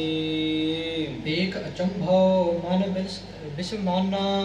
ਤੇ ਇਸ ਤਰ੍ਹਾਂ ਅਚਰਜ ਕੌਤਕ ਫੇਰ ਵੇਖਣਾ ਕੀਤਾ ਉਹਨੇ। ਸ਼ੋਰ ਬਹੀਨ ਭਇਓ ਠਹਿਰਾਨਾ। ਤੇ ਇਸ ਤਰ੍ਹਾਂ ਅਚਰਜ ਕੌਤਕ ਵੇਖ ਕਰਕੇ ਉਹ ਉੱਥੇ ਹੀ ਟਿਕ ਗਿਆ, ਠਹਿਰ ਗਿਆ ਰਾਏ ਬੁਲਾਰ। ਨਿਜ ਸੰਗੀ ਸੋ ਬਚਨ ਅਲਾਵਾ। ਤੇ ਇਸ ਤਰ੍ਹਾਂ ਕੌਤਕ ਵੇਖ ਕਰਕੇ ਆਪਦੇ ਸੰਗੀ ਸਾਥੀਆਂ ਨੂੰ ਇਸ ਤਰ੍ਹਾਂ ਬਚਨ ਕਰਦਾ ਹੈ ਰਾਏ ਬੁਲਾਰ। ਦੇਖੋ ਅਚਰਜ ਇਹੋ ਸੁਹਾਵਾ। ਕਿ ਦੇਖੋ ਕਿੰਨੀ ਅਚਰਜਤਾ ਨਾਲ ਸਤਿਗੁਰੂ ਜੀ ਸੁੰਦਰ ਕੌਤਕ ਦਿਖਾਉਂਦੇ ਹਨ ਸਾਨੂੰ। ਸੁੰਦਰ ਸੁਖ ਮੰਦਰ ਸੁਤ ਕਾਲੂ। ਸੁਖਾਂ ਦੇ ਘਰ ਸੁੰਦਰ ਸ੍ਰੀ ਗੁਰੂ ਨਾਨਕ ਦੇਵ ਸਾਹਿਬ ਜੀ ਜੋ ਬਾਬਾ ਕਾਲੂ ਜੀ ਦੇ ਸੁਪੁੱਤਰ ਹਨ। ਸੋਇਓ ਅਜਮਤ ਜਾਸ ਵਿਸਾਲੂ। ਇਹ ਬਹੁਤ ਹੀ ਕਲਾਵਾਨ ਸ਼ਕਤੀ ਵਾਲੇ ਹਨ। ਢਰਗਾ ਸਭ ਪਾਦਪ ਪਰਛਾਵਾ। ਅਤੇ ਤੁਸੀਂ ਵੇਖਣਾ ਕਰੋ ਜਿਹੜੇ ਦੂਜੇ ਸਾਰੇ ਬਿਰਛ ਹਨ ਉਹਨਾਂ ਦੀ ਪਰਛਾਵਾਂ ਢਲ ਗਈ। ਹਾਂਜੀ ਨਹੀਂ ਢਲਿਓ ਜਹ ਇਨ ਸੁਖ ਪਾਵਾ। ਪਰ ਜਿਹੜਾ ਬਿਰਛ ਸਤਿਗੁਰੂ ਜੀ ਥੱਲੇ ਬਿਰਾਜੇ ਹੋਏ ਹਨ ਉਹ ਹਲੇ ਵੀ ਪਰਛਾਵਾਂ ਨਹੀਂ ਢਲੀ। ਉਹ ਸਤਿਗੁਰੂ ਨੂੰ ਪਰਛਾਵਾਂ ਦਿੰਦੀ ਹੈ। ਨਿਸ਼ਚੇ ਕਲਾਵਾਨ ਅਵਤਾਰਾ। ਸੋ ਤਾਂ ਹੀ ਕਰਕੇ ਆਪਦੇ ਸੰਗੀ ਸਾਥੀਆਂ ਨੂੰ ਇਸ ਤਰ੍ਹਾਂ ਕਹਿੰਦਾ ਕਿ ਤੁਸੀਂ ਨਿਸ਼ਚੇ ਨਾਲ ਸਤਿਗੁਰੂ ਗੁਰੂ ਨਾਨਕ ਦੇਵ ਸਾਹਿਬ ਜੀ ਮਹਾਰਾਜ ਜੀ ਨੂੰ ਸ਼ਕਤੀ ਵਾਲੇ ਅਕਾਲ ਪੁਰਖ ਵਾਹਿਗੁਰੂ ਦੇ ਅਵਤਾਰ ਜਾਣਨਾ ਕਰੋ। ਰਹਿਤ ਦੁਰਾਏ ਆਪਨ ਪਉ ਸਾਰਾ। ਸਤਿਗੁਰੂ ਗੁਰੂ ਨਾਨਕ ਦੇਵ ਸਾਹਿਬ ਜੀ ਮਹਾਰਾਜ ਜੀ ਪੂਰਨ ਤੌਰ ਤੇ ਆਪਦੀ ਸ਼ਕਤੀ ਸੋ ਛਪਾ ਕਰਕੇ ਰੱਖਦੇ ਹਨ। ਆਵਕ ਬੀਚ ਭਸਮ ਕੇ ਜੈਸੇ। ਤੇ ਜਿਸ ਤਰ੍ਹਾਂ ਸੋ ਅੱਗ ਦਾ ਸੁਆਹ ਹੋਵੇ। ਤੇਜ ਨਾ ਲਖਿਓ ਪਰਤ ਹੈ ਕੈਸੇ। ਕੋਈ ਨਹੀਂ ਜਾਣ ਸਕਦਾ ਕਿ ਕਿੰਨਾ ਤੇਜ ਅੱਗ ਹੋਵੇ। ਪਰ ਜੇ ਲਖਣ ਹਾਰ ਹੋਏ ਕੋ। ਪਰ ਜਿਹੜਾ ਕੋਈ ਜਾਣਨ ਵਾਲਾ ਹੋਵੇ। ਤਿਹ ਨਿਕਾਸ ਸੀਤਹੁ ਖੈਸੋ। ਉਹ ਸੁਆਹ ਤੋਂ ਫਿਰ ਅੱਗ ਚਲਾ ਕਰਕੇ ਜਿਹੜੀ ਸਾਰੀ ਠੰਡ ਹੈ ਉਹ ਦੂਰ ਕਰ ਦਿੰਦਾ ਹੈ। ਜਿਉ ਇਸ ਕੀ ਸੇਵਾ ਜੋ ਕਰਈ। ਸੋ ਇਸ ਤਰ੍ਹਾਂ ਰਾਏ ਬੁਲਾਰ ਸਮਝਾਉਂਦਾ ਹਾਲ ਦੇ ਸਾਥੀਆਂ ਨੂੰ ਜੋ ਸਤਿਗੁਰੂ ਗੁਰੂ ਨਾਨਕ ਦੇਵ ਸਾਹਿਬ ਜੀ ਸਤਿਗੁਰੂ ਸ੍ਰੀ ਗੁਰੂ ਗ੍ਰੰਥ ਸਾਹਿਬ ਜੀ ਮਹਾਰਾਜ ਜੀ ਦੀ ਮਨ ਬਾਣੀ ਸਰੀਰ ਕਰਕੇ ਸੇਵਾ ਕਰੂਗਾ। ਜਨਮ ਮਰਨ ਤਿਹ ਕਿਉ ਨਹਿ ਟਰਈ। ਜਿਹੜੇ ਸਾਡੇ ਜਨਮਾਂ ਮਰਨਾਂ ਦੇ ਗੇੜੇ ਹਨ ਇਹ ਸਾਰੇ ਨਾਸ ਹੋ ਜਾਣਗੇ, ਕੱਟੇ ਜਾਣਗੇ। ਆਗੇ ਬਿਦ ਇੱਕ ਅਚਰਜ ਦੇਖੀ। ਰਾਏ ਬੁਲਾਰ ਇਸ ਤਰ੍ਹਾਂ ਕਹਿੰਦਾ ਹੈ ਕਿ ਅੱਗੇ ਵੀ ਮੈਂ ਬਹੁਤ ਅਚਰਜ ਕੌਤਕ ਵੇਖੀ ਹੈ। ਸਰਪ ਛਾਉ ਕੀ ਪ੍ਰੀਤ ਵਸੇਖੀ। ਜਦੋਂ ਸਤਿਗੁਰੂ ਜੀ ਇਸ ਹੀ ਬਿਰਧ ਦੇ ਥੱਲੇ ਬਿਰਾਜੇ ਹੋਏ ਸੀ, ਸਰਪ ਨੇ ਆ ਕਰਕੇ ਸ਼ਾਨ ਦਿੱਤੀ ਸੀ ਸਤਿਗੁਰਾਂ ਨੂੰ। ਅਸਥਿਰ ਰਹੀ ਤਰੋਵਰ ਛਾਇਆ। ਇਸੇ ਹੀ ਤਰ੍ਹਾਂ ਹੁਣ ਫੇਰ ਇੱਕ ਅਚਰਜ ਕੌਤਕ ਵੇਖੀ ਹੈ ਮੈਂ। ਅਚਰਜ ਹੀ ਜੁਗ ਬਾਹਰ ਲਖਾਇਆ। ਹੁਣ ਦੋ ਕੌਤਕਾਂ ਦੇਖ ਲਈ ਹੈ ਸਤਿਗੁਰਾਂ ਦੀ। ਅਸ ਕਹਿ ਬੰਦੇ ਦੋਨੋਂ ਹਾਥਾ। ਅਤੇ ਫਿਰ ਇਸ ਤਰ੍ਹਾਂ ਰਾਏ ਬਲਾਰ ਨੇ ਦੋਨੋਂ ਹੱਥ ਜੋੜ ਕਰਕੇ ਬੜੇ ਪ੍ਰੇਮ ਵਿੱਚ ਆ ਕਰਕੇ ਬੰਧਨ ਕੀਏ ਧਰ ਕੈ ਧਰ ਮਾਥਾ। ਉਸ ਹੀ ਵਕਤ ਧਰਤੀ ਉੱਤੇ ਮੱਥਾ ਟੇਕਣਾ ਕੀਤਾ ਸਤਿਗੁਰਾਂ ਦੇ ਵੱਲ। ਸਾਧ ਸੰਗਤ ਜੀ ਆਪਾਂ ਵੀ ਟੇਕੀਏ, ਆਖੋ ਧੰਨ ਧੰਨ ਸਤਿਗੁਰੂ ਗੁਰੂ ਨਾਨਕ ਦੇਵ ਸਾਹਿਬ ਜੀ ਮਹਾਰਾਜ। ਧੰਨ ਧੰਨ ਸਤਿਗੁਰੂ ਸਾਹਿਬ ਸ੍ਰੀ ਗੁਰੂ ਨਾਨਕ ਦੇਵ ਜੀ ਮਹਾਰਾਜ। ਹਾਂਜੀ, ਹਟਿਓ ਦੂਰ ਤੇ ਸ਼ਰਧਾ ਧਾਰੀ। ਤੇ ਦੂਰੋਂ ਹੀ ਉਹਦੀ ਬਹੁਤੀ ਸ਼ਰਧਾ ਵੱਧ ਗਈ ਹੈ। ਗਮਨਿਓ ਨਗਰ ਹੋਤ ਰਤ ਪਹਾਰੀ। ਜਦੋਂ ਆਪਦੇ ਨਗਰੀ ਵੱਲ ਫੇਰ ਮੋੜਨਾ ਕੀਤਾ, ਬਹੁਤ ਸਾਰੀ ਪ੍ਰੀਤੀ ਵੱਧ ਰਹੀ ਹੈ, ਉਹਦੇ ਹਿਰਦੇ ਵਿੱਚ ਪ੍ਰੇਮ ਵੱਧ ਰਿਹਾ ਹੈ। ਸ਼ੁਭ ਬਿਦ ਕਰਤ ਸੰਕਲਪ ਇੱਕ ਵਿਕਲਪਤ। ਜਿਨੇ ਵੀ ਸੰਕਲਪ ਸੀ ਉਹਦੇ ਮਨ ਵਿੱਚ ਸਾਰੇ ਦੂਰ ਹੋ ਗਏ ਹਨ। ਦਿਨ ਪ੍ਰਤ ਜਿਹ ਕੋ ਹੋਏ ਭ੍ਰਮ ਅਲਪਤ। ਜਿਨੇ ਵੀ ਭਰਮ ਸੀ ਮਨ ਵਿੱਚ ਉਹ ਸਾਰੇ ਨਾਸ ਹੋ ਗਏ ਹਨ। ਸਦਨ ਜਾਏ ਬੈਸਿਓ ਹਰ ਖਾਈ। ਆਪਦੇ ਘਰੇ ਜਾ ਕਰਕੇ ਬਹੁਤ ਹੀ ਖੁਸ਼ ਹੋ ਕੇ ਹਿਰਦੇ ਵਿੱਚ ਬੈਠ ਗਿਆ, ਸੱਜ ਗਿਆ। ਕਾਲੂ ਗਾ ਤਬ ਸਹਿਜ ਸੁਭਾਈ। ਅਤੇ ਉਸ ਵਕਤ ਸੁਤੇ ਸਿੱਧ ਹੀ ਬਾਬਾ ਕਾਲੂ ਜੀ ਉਹਦੇ ਜਾ ਕਰਕੇ ਪਹੁੰਚੇ। ਸਾਦਰ ਤੇ ਸੁਭ ਠੌਰ ਬਿਠਾਇਓ। ਬੜੇ ਸਤਿਕਾਰ ਆਦਰ ਨਾਲ ਬਾਬਾ ਕਾਲੂ ਜੀ ਨੇ ਉਹਨੇ ਨਾਲ ਬਿਠਾਉਣਾ ਕੀਤਾ ਰਾਏ ਬੁਲਾਰ ਨੇ। ਬਹੁਰ ਪ੍ਰੇਮ ਸੋ ਬਚਨ ਸੁਨਾਇਓ। ਫਿਰ ਬਹੁਤ ਹੀ ਪ੍ਰੇਮ ਨਾਲ ਉਹਨੇ ਸਾਰਾ ਜੋ ਬਚਨ ਸੁਣਾਉਣਾ ਕੀਤਾ ਬਾਬਾ ਕਾਲੂ ਜੀ ਨੂੰ। ਧੂਰ ਭਾਗ ਕੋ ਭਾਜਨ ਕਾਲੂ। ਕਹੇ ਬਾਬਾ ਕਾਲੂ ਜੀ, ਤੁਹਾਡੇ ਬਹੁਤੇ ਹੀ ਵੱਡੇ ਭਾਗ ਹਨ। ਅਸ ਸੁਸ ਜਨਮੇ ਭਇਓ ਨਿਹਾਲੂ। ਜਿਹੜਾ ਤੁਹਾਡਾ ਸੁਪੁੱਤਰ ਹੈ, ਤੁਹਾਡੇ ਘਰ ਵਿੱਚ ਜਨਮ ਲਿਆ ਹੈ, ਬਹੁਤ ਹੀ ਸ਼ਕਤੀ ਵਾਲਾ ਹੈ, ਤੁਸੀਂ ਨਿਹਾਲ ਹੋਵੋ। ਤਦਪ ਸੁਭਾਵ ਤੁਮਾਰ ਕਠੋਰਾ। ਇਹਦਾ ਤੁਹਾਡਾ ਜਿਹੜਾ ਸੁਭਾਅ ਹੈ, ਥੋੜਾ ਜਿਹਾ ਸਖਤ ਸੁਭਾਅ ਹੈ ਤੁਹਾਡਾ। ਕੌਰਾ ਕਬ ਨਾ ਬੋਲੇ ਥੋਰਾ। ਇਹ ਬਾਬਾ ਕਾਲੂ ਜੀ, ਕਦੇ ਭੁਲੇਖੇ ਨਾਲ ਵੀ ਕੌੜੇ ਬਚਨ ਨਾ ਬੋਲ ਦਿਓ ਤੁਹਾਡੇ ਸੁਪੁੱਤਰ ਗੁਰੂ ਨਾਨਕ ਸਾਹਿਬ ਮਹਾਰਾਜ ਜੀ ਨੂੰ। ਤੇ ਸਦਕਾ ਕਰ ਇਹ ਮਮ ਨਗਰੀ। ਇਹਨਾਂ ਦੀ ਹੀ ਕਿਰਪਾ ਸਦਕਾ ਜਿਹੜੇ ਮੇਰੀ ਨਗਰੀ ਹੈ, ਬਸਤ ਸੁਖ ਸਗਰੀ ਭੂਰ ਨਾ ਕੀਜੈ। ਇਹਨਾਂ ਦੀ ਹੀ ਕਿਰਪਾ ਪ੍ਰਸਾਦ ਨਾਲ, ਇਹਨਾਂ ਦੀ ਸ਼ਕਤੀ ਨਾਲ ਹੀ ਇਹ ਜਿਹੜੀ ਨਗਰੀ ਹੈ ਇਹ ਸੁਖ ਸਹਿਤ ਵਸ ਰਹੀ ਹੈ। ਭੂਲ ਨਾ ਕੀਜੈ ਕਬਹਿ ਅਨਾਦਰ। ਇਹ ਬਾਬਾ ਕਾਲੂ ਜੀ, ਕਦੇ ਭੁਲੇਖੇ ਨਾਲ ਵੀ ਇਹਨਾਂ ਦੀ ਨਿਰਾਦਰੀ ਨਾ ਕਰਦੇ ਹੋ। ਅਸਨ ਬਸਨ ਦੀਜੈ ਸੁਖ ਸਾਦਰ। ਜਿਹੜੇ ਸਾਰੇ ਕੱਪੜੇ ਲੀੜੇ ਹਨ, ਸੋ ਬਸਤਰ ਛਕਣ ਦਾ ਕਦੇ ਬਹੁਤ ਹੀ ਸਤਿਕਾਰ ਨਾਲ ਸੁਖ ਸਹਿਤ ਇਹਨਾਂ ਨੂੰ ਛਕਾਉਣਾ ਕਰੋ ਤੁਸੀਂ। ਜਾਮਾ ਮੋਹਿ ਤੁਰਕ ਕਉ ਆਹੀ। ਇਹ ਬਾਬਾ ਕਾਲੂ ਜੀ, ਮੈਂ ਤੁਰਕ ਸਰੀਰ ਵਿੱਚ ਜਨਮ ਲਿਆ ਹੈ, ਮੈਂ ਮੁਸਲਮਾਨ ਹੋਣ ਕਰਕੇ ਭੋਜਨ ਬਨੈ ਨ ਮਮ ਕਰ ਮਾਹੀ। ਮੈਂ ਆਪ ਤਾਂ ਨਹੀਂ ਭੋਜਨ ਛਕਾ ਸਕਦਾ ਸਤਿਗੁਰਾਂ ਨੂੰ। ਨਤ ਰਾਖੋ ਸਾਦਰ ਨਿਜ ਸਤਮਾ। ਪਰ ਆਪ ਜੀ ਬੜੇ ਸਤਿਕਾਰ ਆਦਰ ਨਾਲ ਤੁਸੀਂ ਇਹਨਾਂ ਦੀ ਰੱਖਿਆ ਕਰੋ। ਜੇ ਵੀ ਕੋਈ ਕੁਝ ਲੋੜ ਹੈ ਤੁਹਾਨੂੰ, ਕੋਈ ਤਨ ਪਦਾਰਥ ਦੀ, ਮੈਨੂੰ ਦੱਸ ਦਿਓ। ਸੁਫਲ ਜਨਮ ਸੇਵੇ ਪਦ ਪਦਮਾ। ਕਿਉਂ ਕਰਕੇ ਇਹ ਤੁਹਾਡੇ ਸੁਪੁੱਤਰ ਸਤਿਗੁਰੂ ਸ੍ਰੀ ਗੁਰੂ ਨਾਨਕ ਦੇਵ ਸਾਹਿਬ ਜੀ ਮਹਾਰਾਜ ਜੀ ਦੀ ਸੋ ਸੇਵਾ ਕਰਕੇ ਸਾਡਾ ਜਨਮ ਸਫਲ ਹੋ ਜਾਵੇਗਾ। ਪੋਸ਼ਸ ਸੁੰਦਰ ਦਿਓ ਬਨਵਾਈ। ਬਹੁਤ ਹੀ ਸੁੰਦਰ ਜਿਹੜੇ ਪੋਸ਼ਾਕ ਹਨ ਮੈਂ ਬਣਾਉਣਾ ਕਰਨੇ ਹਨ। ਲੈ ਜਾਵੋ ਕਾਲੂ ਪਹਿਰਾਈ। ਇਹ ਬਾਬਾ ਕਾਲੂ ਜੀ, ਇਹ ਮੇਰੇ ਤੋਂ ਲੈ ਜਾ ਕਰਕੇ ਤੁਸੀਂ ਉਹਨਾਂ ਤੇ ਪਹਿਰਾ ਦਿਓ। ਜੋ ਆਵਹਿ ਤਿਨ ਕਾਜ ਪਦਾਰਥ। ਸੋ ਜਿਹੜਾ ਵੀ ਤੁਹਾਨੂੰ ਕੋਈ ਪਦਾਰਥ ਦੀ ਲੋੜ ਹੈ, ਸੋ ਮੈਂ ਗਨ ਹਉ ਭਇਓ ਸਖਾਰਤ। ਮੈਂ ਇਹ ਸੇਵਾ ਲਊਂਗਾ। ਜਿਹੜੇ ਵੀ ਕੋਈ ਤਨ ਪਦਾਰਥ ਦੀ ਲੋੜ ਹੈ ਮੈਂ ਤੁਹਾਨੂੰ ਦਵਾਂਗਾ। ਸੁਨ ਬਲਾਰ ਕੀ ਅਸ ਬਿਦ ਬਾਣੀ। ਸੋ ਇਸ ਤਰ੍ਹਾਂ ਰਾਏ ਬਲਾਰ ਦੀ ਬਾਣੀ ਸੁਣ ਕਰਕੇ ਸ਼ਰਧਾ ਪ੍ਰੇਮ ਵਿਖੇ ਲਪਟਾਨੀ। ਜਿਹੜੀ ਸਤਿਗੁਰਾਂ ਪ੍ਰਤੀ ਸ਼ਰਧਾ ਤੇ ਪ੍ਰੇਮ ਵਿੱਚ ਭਿੱਜੀ ਹੋਈ ਬਾਣੀ ਸੀ, ਬੋਲਿਓ ਹਾਥ ਜੋੜ ਤਬ ਕਾਲੂ। ਦੋਵੇਂ ਹੱਥ ਜੋੜ ਕਰਕੇ ਫਿਰ ਬਾਬਾ ਕਾਲੂ ਜੀ ਬੋਲਣ ਲੱਗੇ। ਜਾ ਕੋ ਮਾਇਆ ਮੋਹ ਵਿਸਾਲੂ। ਜਿਨ੍ਹਾਂ ਦੇ ਬਚਨ ਮਾਇਆ ਦੇ ਵਿੱਚ ਲੰਪਟ ਰਹੇ ਹਨ। ਤੁਝ ਕਰਨਾ ਕਰ ਮੁਝ ਕਰ ਸਰਬਾ। ਕਹੇ ਰਾਏ ਬਲਾਰ ਜੀ, ਤੁਹਾਡੇ ਤਨ ਪਦਾਰਥ ਦੀ ਕੋਈ ਲੋੜ ਨਹੀਂ, ਤੁਸੀਂ ਬਹੁਤਾ ਹੀ ਪਹਿਲਾਂ ਹੀ ਦਿੱਤਾ ਹੋਇਆ ਹੈ। ਅਹ ਪਦਾਰਥ ਦੀਐ ਬਹੁ ਦਰਬਾ। ਤੁਹਾਡੀ ਕਿਰਪਾ ਨਾਲ ਹੀ ਜਿਹੜੀ ਵੀ ਤੁਸੀਂ ਪਦਾਰਥ ਮਾਇਆ ਦਿੱਤੀ ਹੈ, ਇਸੇ ਹੀ ਤਰ੍ਹਾਂ ਸਾਡਾ ਘਰ-ਬਾਰ ਚੱਲਦਾ ਹੈ। ਕਿਸੂ ਵਸਤ ਕੀ ਕਮੀ ਨ ਮੇਰੇ। ਕੋਈ ਤੁਹਾਡੇ ਵਸਤੂ ਦੀ ਲੋੜ ਨਹੀਂ, ਕੋਈ ਕਮੀ ਨਹੀਂ ਹੈਗੀ। ਅਦਕ ਧਾਮ ਧਨ ਮਾਲਕ ਨੇਰੇ। ਆਪ ਜੀ ਦੀ ਕਿਰਪਾ ਨਾਲ ਹੀ ਸਾਡਾ ਘਰ-ਬਾਰ ਸਾਰਾ ਚੱਲੀ ਜਾਂਦਾ ਹੈ ਪਦਾਰਥਾਂ ਨਾਲ। ਤਦ ਭਵਦ ਮੁਝ ਨਿਤ ਨਿਤ ਚਿੰਤਾ। ਪਰ ਇੱਕ ਚਿੰਤਾ ਹੈ ਰਾਏ ਬੁਲਾਰ ਦੀ, ਤੁਸੀਂ ਸਰਵਣ ਕਰੋ। ਨਿਸ ਦਿਨ ਬੀਤਹਿ ਗਟੀ ਗੁਣਵਤਾ। ਇੱਕ ਚਿੰਤਾ ਹੈ ਤੇ ਦਿਨੋਂ ਦਿਨ ਉਹ ਵੱਧ ਰਹੀ ਹੈ। ਇਹ ਚਿੰਤਾ ਗਿਣ ਕੇ ਵੱਧ ਰਹੀ ਹੈ। ਤੁਮ ਨਾਨਕ ਕੀ ਕਰਤ ਵਡਾਈ। ਮੈਨੂੰ ਇਹ ਨਹੀਂ ਸਮਝ ਲੱਗਦੀ ਤੁਸੀਂ ਸਤਿਗੁਰੂ ਗੁਰੂ ਨਾਨਕ ਦੇਵ ਸਾਹਿਬ ਜੀ ਮਹਾਰਾਜ ਦੀ ਬਹੁਤ ਸਾਰੀ ਕੀਰਤੀ ਵਡਿਆਈਆਂ ਕਰਦੇ ਹੋ। ਮੈਂ ਨਾ ਲਖੀ ਤਹਿ ਮਤ ਕਿਹ ਥਾਈ। ਇਹ ਜਿਹੜੀ ਤੁਸੀਂ ਵਡਿਆਈਆਂ ਕਰਦੇ ਹੋ ਮੈਂ ਨਹੀਂ ਜਾਣ ਸਕਿਆ। ਮੈਨੂੰ ਤਾਂ ਸੋ ਪੁੱਠੀ ਬੁੱਧ ਵਾਲਾ ਹੀ ਲੱਗਦਾ। ਗੁਰੂ ਨਾਨਕ ਦੇਵ ਸਾਹਿਬ ਜੀ ਨੇ ਕੋਈ ਚੰਗਾ ਕੰਮ ਨਹੀਂ ਕੀਤਾ। ਜਿਹ ਕ੍ਰਿਤ ਕੇ ਤਤਪਰ ਥਿਰਤ ਕੀਨਾ। ਇਹਨੂੰ ਕੰਮਕਾਰ ਵਿੱਚ ਖੜਾਉਣਾ ਕੀਤਾ ਹੈ ਮੈਂ ਖੇਤੀ ਦੇ ਕੰਮ ਵਿੱਚ। ਉਹ ਨਾ ਸਵਾਰੀ ਕੀਨੀ ਹੀ ਨਾ। ਪਰ ਉਹ ਵੀ ਨਹੀਂ ਸਵਾਰ ਸਕਿਆ ਸਤਿਗੁਰੂ ਗੁਰੂ ਨਾਨਕ ਦੇਵ ਸਾਹਿਬ ਜੀ। ਪੂਰਬ ਬਹੁ ਘਟ ਵਸਤ ਗਵਾਈ। ਸ਼ੁਰੂ ਤੋਂ ਹੀ ਛੋਟੇ ਹੁੰਦੇ ਹੀ ਉਹਨੇ ਬਹੁਤ ਸਾਰੇ ਜਿਹੜੇ ਵਸਤੂ ਸੀ ਘਰ ਤੇ ਉਹ ਸਾਰੇ ਗਵਾ ਦਿੱਤੇ।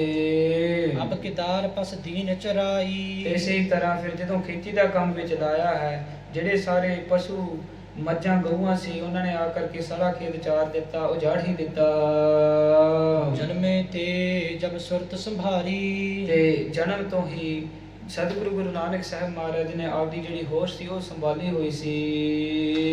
ਤਨ ਕਨ ਧਨ ਕੀ ਕਰਤ ਸਵਾਰੀ। ਪਰ ਫੇਰ ਵੀ ਨਹੀਂ ਸਤਿਗੁਰਾਂ ਤੋਂ ਕੋਈ ਧਨ ਕਮਾ ਹੋਇਆ। ਮਨ ਉਨ ਮਤ ਨਾ ਕਰਤ ਸੁਨੇਹੂ। ਤੇ ਇਹ ਜਿਹੜਾ ਗੁਰੂ ਨਾਨਕ ਦੇਵ ਸਾਹਿਬ ਜੀ ਮਹਾਰਾਜ ਪਤਾ ਨਹੀਂ ਇਹਦੀ ਮਤ ਕਿੱਥੇ ਹੈ ਇਹਨੇ ਦੀ। ਵਹਿਰ ਨਗਰ ਬੈਸਹਿ ਤਜ ਗੇਹੂ। ਇਹ ਤਾਂ ਜਾ ਕਰਕੇ ਨਗਰ ਦੇ ਬਾਹਰ ਜਾ ਕਰਕੇ ਕਿਸੇ ਬ੍ਰਿਜ ਦੇ ਥੱਲੇ ਬੈਠੇ ਰਹਿੰਦੇ ਹਨ। ਕਹਿ ਬੁਲਾਰ ਤੁਵ ਮਤ ਅਨਜਾਨੀ। ਕਿ ਰਾਏ ਬੁਲਾਰ ਫਿਰ ਉਸ ਵਕਤ ਬਾਬਾ ਕਾਲੂ ਜੀ ਨੂੰ ਕਹਿਣ ਲੱਗੇ ਕਿ ਹੇ ਬਾਬਾ ਕਾਲੂ ਜੀ ਜਿਹੜੀ ਤੁਹਾਡੀ ਮਤ ਹੈ ਤੁਸੀਂ ਅਣਜਾਣ ਹੋ। ਤਿਹ ਕੀ ਰੀਤ ਨਾ ਸਖਤ ਪਛਾਨੀ। ਤੇ ਜਿਹੜੀ ਸਤਿਗੁਰੂ ਸ੍ਰੀ ਗੁਰੂ ਨਾਨਕ ਦੇਵ ਸਾਹਿਬ ਜੀ ਮਹਾਰਾਜ ਜੀ ਦੀ ਰੀਤ ਹੈ ਤੁਸੀਂ ਨਹੀਂ ਜਾਣ ਸਕੇ। ਧਨ ਤ੍ਰਿਸ਼ਨਾ ਮਹਿ ਮਤ ਲਪਟਾਨੀ। ਤੁਹਾਡੀ ਜਿਹੜੀ ਮਤ ਹੈ ਧਨ ਦੀ ਤ੍ਰਿਸ਼ਨਾ ਵਿੱਚ ਲੰਪਟ ਰਹਿੰਦੀ ਹੈ। ਗੁਣ ਗੂੜ ਕਿਉਂ ਸਕੇ ਪਛਾਨੀ। ਜਿਹੜੇ ਸਤਿਗੁਰੂ ਗੁਰੂ ਨਾਨਕ ਦੇਵ ਸਾਹਿਬ ਜੀ ਮਹਾਰਾਜ ਜੀ ਦੇ ਕੁਝ ਗੁਣ ਹਨ ਤੁਸੀਂ ਨਹੀਂ ਪਛਾਣ ਸਕਣਗੇ ਜਿਹੜੇ ਚੰਗੇ ਗੁਣ ਹਨ। ਕਹਿਨ ਸੁਨਨ ਕਰ ਅਸਬਿਦ ਕਾਲੂ। ਇਸ ਤਰ੍ਹਾਂ ਫਿਰ ਬਚਨ ਵਿਲਾਸ ਕਰਕੇ ਰਾਏ ਬੁਲਾਰ ਨੇ ਬਾਬਾ ਕਾਲੂ ਜੀ ਚੱਲ ਆਲੇ ਆਇਓ ਤਤਕਾਲੂ। ਉਸੇ ਵਕਤ ਫਿਰ ਬਾਬਾ ਕਾਲੂ ਜੀ ਆਪਣੇ ਘਰ ਜਾ ਕਰਕੇ ਪਹੁੰਚਿਆ। ਕਰਨ ਲੱਗਿਓ ਕਾਰ ਨਿਜ ਜੋ। ਤੇ ਇਸੇ ਤਰ੍ਹਾਂ ਫਿਰ ਆਪਦੇ ਕੰਮਕਾਰ ਕਰਦੇ ਕੰਮਕਾਰਾਂ ਵਿੱਚ ਲੱਗ ਗਿਆ ਹੈ ਕਾਲੂ ਜੀ। ਸੁਤਗਨ ਪਰਖਨ ਕਰਤ ਨ ਕੋ। ਉਹਨੇ ਕੋਈ ਸਤਿਗੁਰੂ ਗੁਰੂ ਨਾਨਕ ਦੇਵ ਸਾਹਿਬ ਜੀ ਮਹਾਰਾਜ ਦੀ ਗੁਣਾਂ ਦੀ ਪਰਖ ਨਹੀਂ ਕੀਤੀ। ਉਹ ਆਪਦੇ ਕੰਮਕਾਰਾਂ ਵਿੱਚ ਲੱਗ ਗਿਆ। ਕੋਈ ਸੋ ਚੰਗੇ ਵਿਚਾਰ ਨਹੀਂ ਸੁਣੇ ਰਾਏ ਬੁਲਾਰ ਦੇ। ਦੋਹਰਾ ਸ੍ਰੀ ਸਤਿਗੁਰ ਕਰਤਾ ਪੁਰਖ। ਸਤਿਗੁਰੂ ਸ੍ਰੀ ਗੁਰੂ ਨਾਨਕ ਦੇਵ ਸਾਹਿਬ ਜੀ ਮਹਾਰਾਜ ਜੀ ਕਰਤਾ ਪੁਰਖ ਹਨ। ਅਸਬਿਦ ਕਰਤ ਬਿਲਾਸ। ਤੇ ਇਸ ਤਰ੍ਹਾਂ ਬਚਨ ਵਿਚਾਰ ਕਰਦੇ ਹੋਏ ਇਹਨਾਂ ਦੀ ਲੀਲਾ ਆਪ ਜੀ ਨੇ ਸਰਵਣ ਕੀਤੀ ਹੈ। ਭਜ ਸੰਤੋਖ ਸਿੰਘ ਨਾਮ ਤੇਹੇ। ਕਵੀ ਭਾਈ ਸੰਤੋਖ ਸਿੰਘ ਸਾਹਿਬ ਜੀ ਦੱਸਦੇ ਹਨ ਕਿ ਉਹ ਸਤਿਗੁਰੂ ਸ੍ਰੀ ਗੁਰੂ ਨਾਨਕ ਦੇਵ ਸਾਹਿਬ ਜੀ ਮਹਾਰਾਜ ਜੀ ਦੇ ਨਾਮ ਤੇ ਭਜਨ ਕਰਨਾ ਕਰੋ। ਤਜਹੁ ਅਨ ਕੀ ਆਸ। ਉਹਨਾਂ ਦੇ ਭਜਨ ਕਰਕੇ ਹੋਰ ਕੋਈ ਜੋ ਪਖੰਡੀ ਬਾਬੇ ਦੇ ਆਣ ਪਿੱਛੇ ਆਸ ਨਾ ਰੱਖੋ। ਸਤਿਗੁਰੂ ਸ੍ਰੀ ਗੁਰੂ ਗ੍ਰੰਥ ਸਾਹਿਬ ਜੀ ਮਹਾਰਾਜ ਜੀ ਦੇ ਭਰੋਸਾ ਰੱਖੋ। ਅਕਾਲ ਪੁਰਖ ਵਾਹਿਗੁਰੂ ਦੀ ਪ੍ਰੇਮਾ ਭਗਤੀ ਕਰੋ ਤਾਂ ਕਿ ਸਾਡਾ ਜੀਵਨ ਸਫਲ ਹੋਵੇ। ਇੱਥੇ ਫਿਰ ਪ੍ਰਸੰਗ ਦੀ ਸਮਾਪਤੀ ਹੈ। ਸਾਧ ਸੰਗਤ ਦੀ ਸੰਖੇਪ ਰੂਪ ਵਿੱਚ ਇੰਗਲਿਸ਼ ਵਿੱਚ ਦੱਸਦੀ ਹੈ। So we have been blessed to listen to Sri Guru Nanak Dev Sahib Ji Maharaj's Katha. In this prasang we have listened. So in the previous prasang we listened to Sri Guru Nanak Dev Sahib Ji and the snake coming to give shade to Sri Guru Nanak Dev Sahib Ji. At the end of the previous prasang, Rai Balar saw all of the kautak that Sri Guru Nanak Dev Sahib Ji Maharaj Ji did. At the end, when they went home, Mata Tlita Ji and Baba Kalu Ji decided that they're not going to send Guru Nanak Dev Sahib Ji Maharaj to do this work in the heat because their skin is going darker, and Mata Tripta Ji was worried about them. So they decided they're not going to send. And then after this, so in today's prasang we listen, the Garmi Ruth, the season of the heat has gone, and is the rainy season that has come now. And at the start, Kavi Bhai Santokh Singh Sahib Ji give this metaphor, this example, and they describe how the rainy season, how the thunderstorm and the lightning is happening, and how there's floods, and because of how much rain there is. And at the point they say, this is the Leela of the rain, and now we're going to tell you about a Sakhi of Sri Guru Nanak Dev Sahib Ji. And Sadhguru Sri Guru Nanak Dev Sahib Ji Maharaj Ji, so their Baba Kalu Ji puts them in their lap and says to them that now that you're older, now that you can do more work, you should do farming. And they describe how they would set it up, how they would do the farming, and they help them weigh out the seeds and how they're going to go to the fertile land and plant the seeds.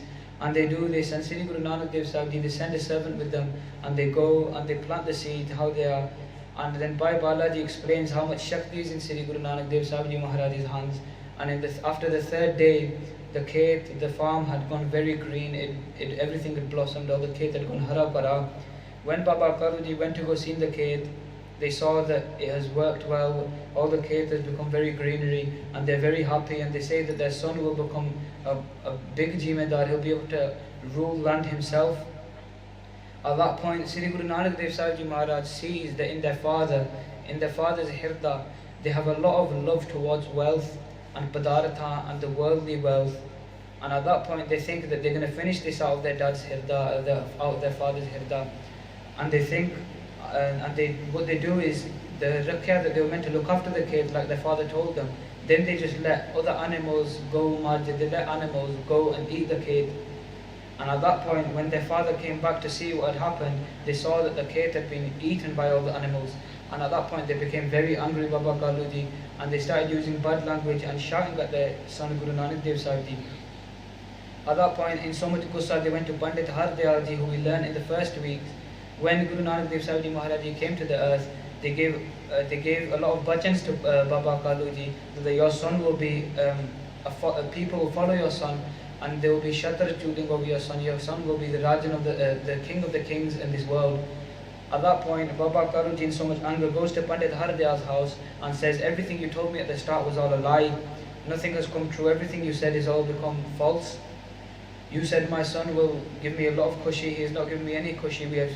I've tried to tell him how to work, and all he's done is spoilt work. He hasn't made any money. He hasn't made any wealth for the family. How will he look after himself after every family has a son and they always look after their family? They work hard and they look after their family. But Sri Guru Nanak Dev Sahib Ji Maharaj hasn't worked hard and hasn't brought any wealth to the family. So Pandit Hardayal then reiterates to Baba Kaluji that your son is the king of the kings of this world. They've not come to do no work. They've come to spread the name of Akal Purkh Waheguru. They've come to save people from this 83 lakh June.